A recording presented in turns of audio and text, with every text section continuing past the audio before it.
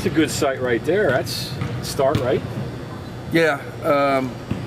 Her timetable a little bit that she goes not to the surgeon. She goes to another doctor because of her injury was, we got a couple of infections, so it's better. And then an x-ray is being sent next week to her doctor in Colorado. And then hopefully at that time we can start bringing her, letting her do other things in the training room. So it's moving in the right direction. Well, it is right now. Yeah. As long as we don't have any more setbacks. Yeah. How about health-wise, the rest of your team? Where are you at there? Well, we're banged up a little bit because they're playing, like we had a scrimmage the other day, they're playing a lot of minutes, that type of stuff. So, but we'll dress probably 8, 9 Sunday, 8, 9 people. That's ongoing with 3 freshmen and a junior college transfer, so that tells you all you need to know. How are these young people coming along? They're coming. It's just going to take time and probably more patience than what I have, but it's just going to take time. And you could see when we go live up and down the floor, when you're in a half-court setting and it's controlled, it's pretty good, but when you get up and down, it's out. It looked like open gym, no execution whatsoever on either end. So it's going to be a process. So the focus coming up here is defense, obviously, and that's what you want. Well, I'll give you a perfect example. Yesterday, we went pretty long, and they never touched the ball. It was all defense the whole practice.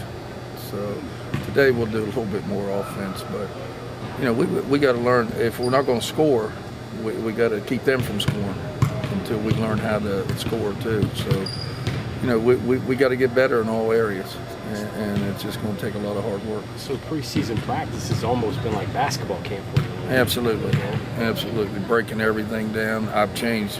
I was telling Todd here earlier, I'm changing the fast break again. I'm changing things for him, trying to make it a little bit simpler because right now we're just not picking it up. And we play in 2 weeks, so I just can't keep waiting for them to pick simple things up. I got to make it easier so we let them play. What's Katrina been doing? Katrina's been doing great. Katrina's going to have a good year this year. She's stronger this year. She worked all summer extremely hard. Hey, I expect her to have a big year. She averaged 14 summer freshman year minutes, 22 last year. This year, well, this year may be 38, 39 because of injuries right now. How do you think she I don't know. We'll see. Now, Shania and, as you know, Shania and Tyneese Martin were 2 of the top people in minutes in the whole conference last year. Now you're going to add Katrina probably in there, and Shania, poor girl, I can't even rest her. The other day, I wanted to rest her at point guard, and I ended up putting her at the 2 guard because we just had to make that move. So her, Tiana's going to be another one with big minutes, and Katrina and Shania, and even Christina King. Them 4 are going to have to play a lot of minutes. You think Katrina's playing with more confidence, especially after the By last far. postseason? We saw what happened in the By Big far. 12 tournament. By far, defensively and offensively, and mainly because she worked hard. She got stronger this summer. She was in the gym every day. She has a great pull-up right now, and not just the 3. Her pull-up is really, really good right now, and she's finishing at the rim right now. So right now she's doing extremely well.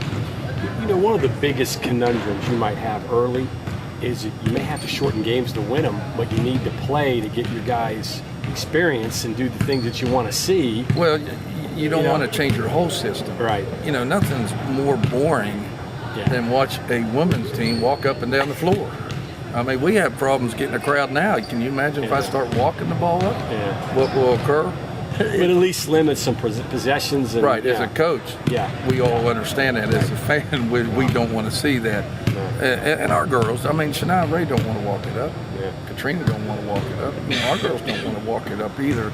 But there's going to be times, you're exactly right, where I just got to slow them down and we're going to have to execute. There's going to be times we're going to go 2-3 zone because Tiana's going to get in foul trouble. She's done it for 3 years. This is not going to be an exceptional year. She's going to continue to get in foul trouble. So but we don't have nobody put in. So we just got to protect them a little bit more than what we have until we get players back. But on the other side, you want to see things on tape so you can teach and show them things too. Oh, absolutely. And so it's kind of a flip there. Don't worry, I broke my pointer yesterday in tape. I only got through 2 quarters.